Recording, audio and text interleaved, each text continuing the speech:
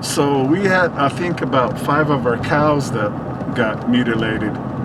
So my father was the police chief, and then there was this other man, which you might know by name, is Gabe Valdez. He was a state policeman up here, and he's the one that did a lot of the mutilation investigations. And he actually has a book that he had written before he passed. Was what was it? The Dulce base. A lot of the cattle were found with broken bones. They were found with harness marks because they were being lifted in some type of harness or clamp marks on their hooves or legs. That was life for ranchers in northern New Mexico in the mid to late 1970s. Cows were turning up dead, their carcasses mutilated, and no one knew why. People need to know what really happened, and hopefully this book will set the record straight. Gabe Valdez is the author of Dulce Base, a new book about the cow mutilations. His dad, Gabe Valdez, was the lead investigator on the case for state police back in the 70s. He talks about a lot of the stories that happened up here and all the investigations. And so we used to go with my father when they used to find mutilated cows and go to the sites and check it out and sit in the ride or get off, but they would keep us back a ways, but we would watch them do their investigation, take the pictures. Did the military ever get involved? Well, you know, see, that's when they first started happening, they really didn't understand what was going on, but the more cow mutilations they started finding, and then eventually I think what Gabe was doing was what he would get the cows and then get them somewhere to get checked to see what happened, how they died. And a lot of them they found out were they would have broken ribs or legs, and then they would find like strap marks on the animal. So what they were theorizing was they were coming, picking up the cows, taking them somewhere, which we think was Los Alamos, taking the blood, organs, whatever, bringing the cows back, and then just dropping them. So what they would do is kind of take them back to the general area where they picked them up. And then that way there was no tracks or anything. But the weird thing is the predators wouldn't touch the carcass. The coyotes, the crows, they would not go and eat on it. They would just leave it alone. Officer Valdez's theory that government agencies were snatching the cattle for super secret Cold War experiments at an underground base in Dulce. Ranchers would routinely see them at night, before they went to bed. And then the next morning they would find them dead in the field or the pasture. Officer Valdez believed these government agencies returned the cattle to perpetuate the theory that aliens were responsible, to shield themselves from suspicion. So we got here a little bit early, around 7:40, and we were walking around and a security guard approached us out in front of the Wild Horse Casino. And he said that he never believed in aliens or UFOs until about 4 months ago. Although he'd heard a lot of stories about them, he said that there was a curfew going on because of COVID. And this curfew was around 10 p.m. And so him and his friend were coming up from a town called Lumberton down that way. And they were trying to come into town to beat the curfew. And right up over this valley right here is where they said they saw, it must have been pretty high up, they said. He couldn't estimate about how high it was. But he said it was a circular object with blue and white lights coming out from the underneath of it. And it was hovering up there, and he said it was like a light flipped off, and it just turned off. And I tend to believe him because he does patrol this area out here a lot. He's the security guard for the casino, and he is very active out here at night. And if anybody would see anything, I would imagine it would be him. And he also told us that, if I could see the camera here, the mountains right behind here contain something of a hole that goes into the ground, and he says it must be some kind of a military structure, and people have gone to it. His friend has gone to it, he said, and seen it. They hear noises and they don't want to go in because it's honestly very nerve-wracking. But he says that he thinks that he doesn't know what these things are. They might be like planes or objects from a different dimension popping in and out, going to a different time.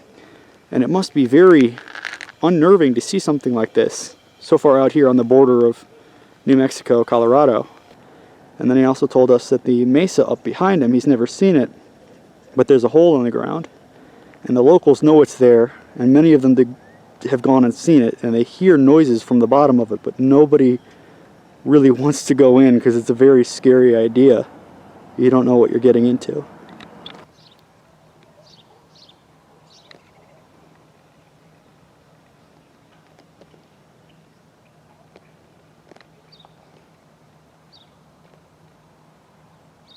I'm trying to get back up there and I'm going to put a camera linked to my phone and keep it up there for however long I can and see if I can get some kind of footage on it.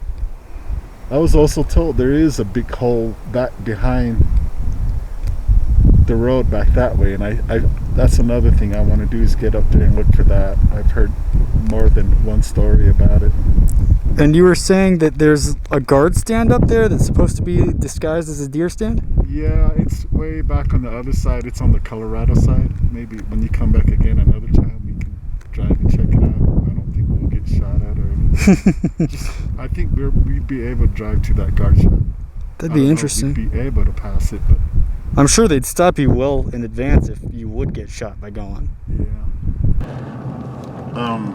They say there's an underground train that comes from Los Alamos into the mountain here, and then from the mountain it splits back east and back west, and basically up to Cheyenne and all those other military places. So before the pandemic hit, I was actually going to look at different areas because I've been talking to a lot of people, and they're saying that there's 2 openings. If you can find them, you'll find the underground formation and look behind it. I was also told there's another one up behind this hill. On this mountain right here is Dulce Rock is what they call it. But like a lot of the planes and helicopters fly over through this way.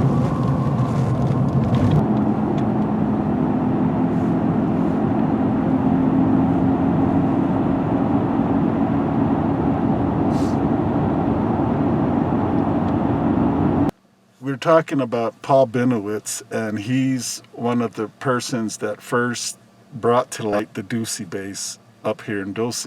And as he went on to investigate and put information out, the government or whoever the powers that be eventually used some kind of mind control to make him lose his mind, basically go crazy. As he got older, and he lived in Albuquerque, it was to the point to where he would not even leave his house. And he was just paranoid and thought they were watching him and recording him. So eventually, if it was the government or whoever, they basically drove him crazy. And he was the one who brought to light Thomas Costello. Yeah, and we'll see that the Costello gentleman's the one that contacted Benowitz about the underground base and when they had the alleged firefight in 1979. How many people did they say died in that firefight? Oh, I can't remember right off, but quite a few. I wasn't here at that time. I was away at school in California when it happened, but it's it's debatable. I honestly haven't really talked to anybody that confirmed that it really happened, but it's just information that's out there, and people have said that it happened. I'm not sure if it did or if it didn't. There's no proof, but other than what Benowitz was talking about in Costello. Yeah, when I was younger, when I was about 5 years old, I was at home sleeping, and my brothers and them were playing outside. I woke up to go use the restroom, and as I was walking to the restroom, I look into the room on this side, and I see this like a light blue being standing in the room. I walked by it, and then it kicked in. What did I just see? So I walked back, I look in the room, and I see this. It's not your almond-eyed green reptilian. It was like a bluish color, kind of just like normal eyes. By the time I run back in the second time, my mom and them are walking up the road or running up the road, and my brothers and them are coming in from the backside. And when I ran out the second time, I looked look up and I see this, in the room behind that being was like a pod. So of course I'm young, so I'm kind of looking up at this being, but the pod's probably about like this tall. Inside the room? Inside the room. So when I ran out the second time, I see the pod shooting up into a object. I've never really told anybody this. I told it at our conference back in 2016 where I saw it. So this family can corroborate what I saw. I mean, their whole family saw this spaceship or UFO where I saw it. Wow. And in our native way, when weird things like this happen, we seek a medicine man, a shaman, and they do their thingy. So when I got older, I asked my father, when I was younger, what did I see? And he said, all he could tell me was the medicine man shaman said, you saw something not from this earth, and left it at that. So in the native way, if you're told something like that, you just kind of leave it alone, So I just left it alone. But that propelled me into the UFO investigation, and then eventually I saw a Bigfoot, and then went into the Bigfoot thing. So That's quite an origin story, though. I've always wanted to do a regression therapy to see, and I'm actually thinking of doing that. I actually contacted a lady, and we were going to do that and talk about it at last year's conference. We have a conference in Dulce in June, UFO. I don't remember certain things. I actually don't remember what happened after the second time I went inside. I don't remember till the evening, Would you be able to draw like a photo of what you saw, like a rough sketch?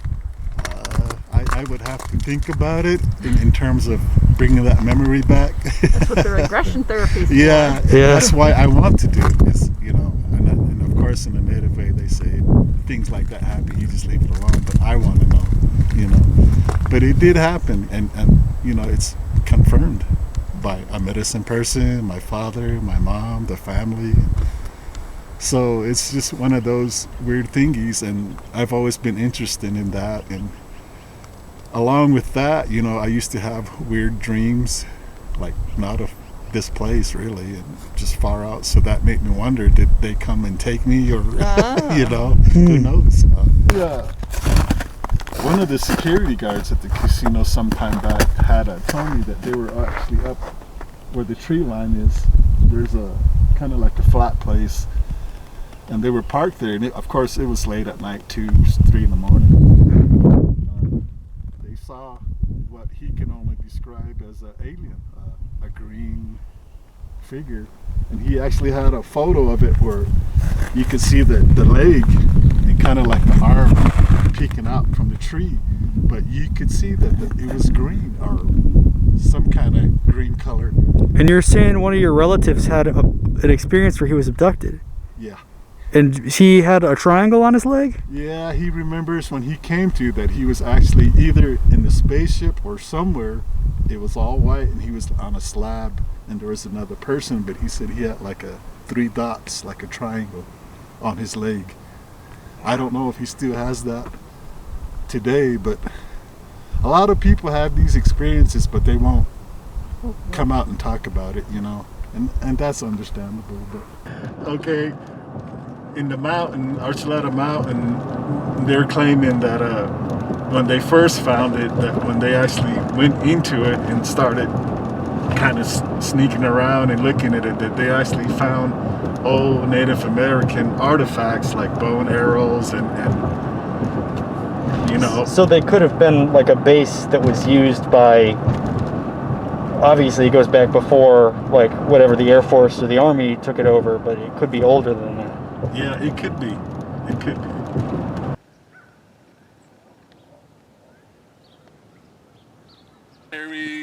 Aircraft, helicopters, planes, they fly through this way, and they go through Dulce and apparently fly up to Colorado. They were saying that these mountains all the way into Dulce have like a magnetic component to it. And a lot of times, especially in September, a lot of the military planes will fly through here. You'll see something.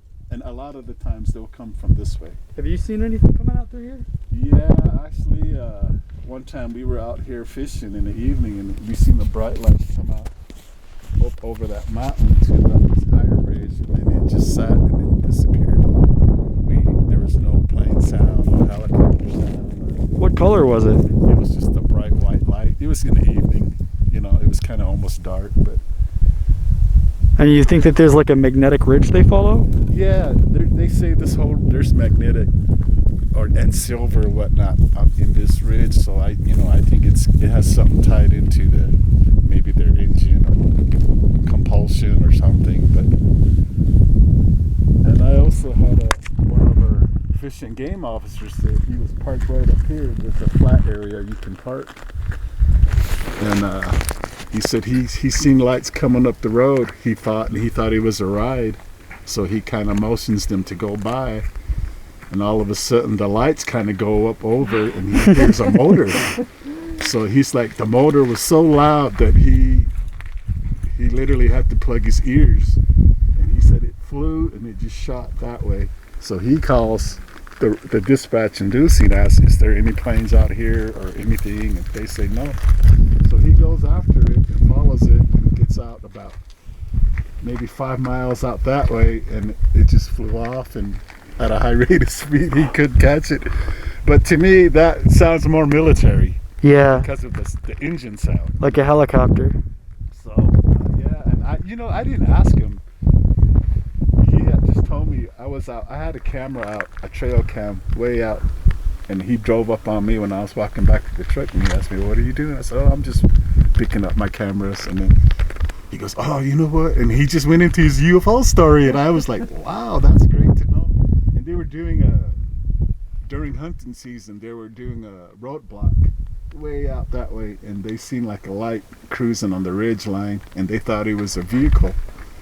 So and we're talking maybe about 5 officers standing in the dark, and pretty soon the light went above the tree line and started cruising, and they said it was about like an amber yellow but very bright, and they all saw it. All these officers saw it, and I was like, didn't you guys video it? I don't think they did though, but they said they saw 2 nights they saw it, and this was about 2 years ago.